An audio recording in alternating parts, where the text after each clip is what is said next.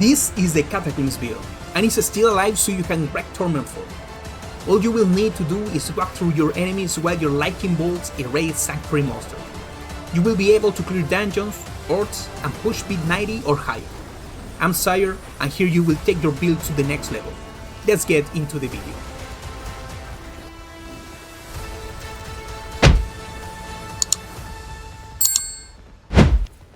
Hey my fellow druids, today I'm bringing you the Cataclysm build, a build already well known by the community, since in the last 2 seasons it was the best build for our beloved class.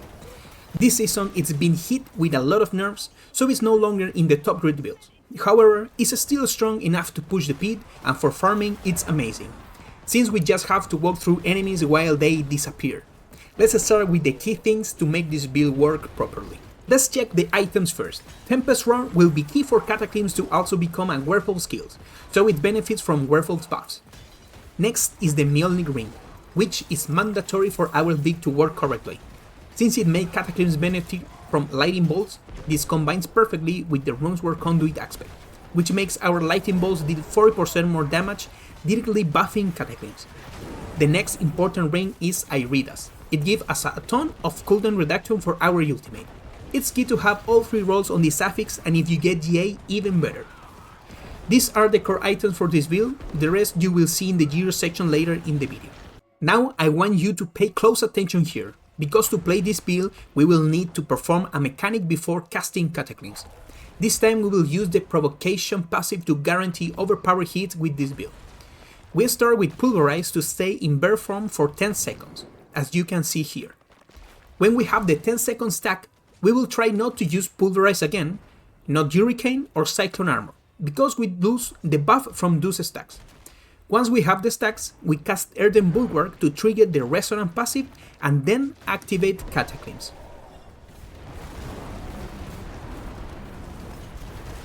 This way, you will be guaranteeing overpowered hits all the time, and with the Guard Rune and the Scythe Talon Spirit Boons, we will raise our crit chance so most hits are overpowered crit hits. Important, after activating Cataclysm, go back to bear form with Pulverized and stack Provocation again for 10 seconds before casting your next Cataclysm. My opinion before moving on is a bit tedious to play, I won't lie, especially for pushing. Farming is fine since we don't need the 10 stacks to clear. We start with Tempest Roar. Necessary for Cataclysm to also be a Werewolf skill, raise the willpower affix. We will use Shroud of False Death, the best chest we can equip. If you don't have it, Insatiable Fury will help. For globes with power, max life and critical strike chance, Temperance will be a storm critical chance and hurricane duration. We will need a lot of crit in this build, so hits are always those orange numbers you see on screen. Aspect here, Runeworker's Conduit. For pants, with power, max life and all resistance. It's hard to cap resist, so it's necessary here. Temperance will be total armor and hurricane duration. Aspect here is Juggernaut for armor cap. For boots, willpower, movement speed, and all resistance. Temperance, movement speed, and hurricane duration. Aspect here, Stone Shifter for +5 to Cataclysm.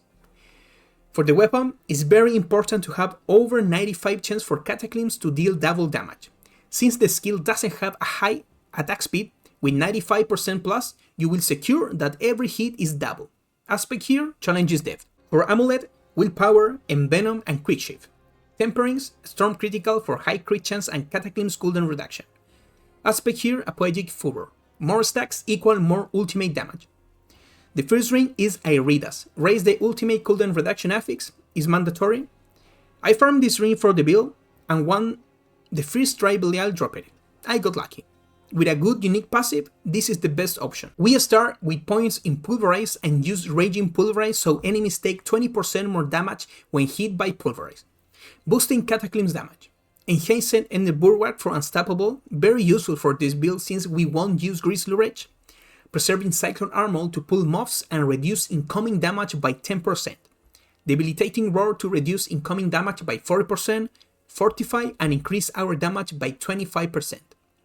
3 points in all these passive since we will be using these skills constantly. Charge Atmosphere increases Cataclysm damage by 40% since it now benefits from lightning bolts. Envenom is a key passive to boost our critical strike damage bonus. Resonance passive will help by pairing Earthen Bulwark with Cataclysm. Before casting Cataclysm, cast Earthen Bulwark for the damage bonus. Only needed if Cataclysm is off cooldown. 5 points in Cataclysm is key to reduce its cooldown, and the key passive here is Ursine Strange. Boost our damage, max life, and overpower damage. We start with Electrocution. Lightning bolt damage equal the Cataclysm bonus, plus enemies take % more damage. This glyph is important for this build. For page 2, Thunderstruck, 60% more damage to storm skills. Glyph here is Spirit for more crit damage. We continue with Ancestral Guidance, 40% more damage when spending 75 Spirit, which we will do with Pulverize, plus 1% more ultimate damage per Spirit point.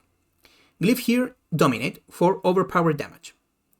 Page 4, Last of Carnage, 50% more crit damage for weapon skills, and Cataclysm counts as 1.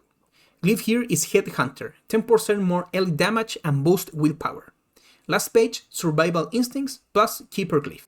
Gift of the Stack, more max spirit to get the most from Ancestral Guidance, Side Talons for more crit, Avian Grad for more crit damage, Calamity for longer Cataclysm duration so cooldown is shortened than the uptime, and finally Overload, to poison enemies and have a chance to summon another Lightning Bolt. Celestial Surge to group enemies for better damage and easier pit clears. Infusion here, Nebulous Extract, to reduce incoming damage by 10%. Arcana, Bloody Charm to execute enemies, Bottle Wind for a barrier equal to 50% of max life, and Fractured Core to remove enemies' auras. Idol from Below for 6% max life and willpower, a Scornful Light for 20% more elemental damage but take 10% more, Most important, Illuminate Eye for 25% Cataclysm cooldown reduction as our catalyst skill. Here's pair Back Gar for almost 100% crit and higher DPS. Second pair Lilt Ke. We need to stay alive at max HP for optimal damage and tankiness, and Ke helps with that. Alright my druids, here is a P90 run I managed to clear with a solid time. This build isn't what it used to be. Still, it's viable for all content and pit pushing.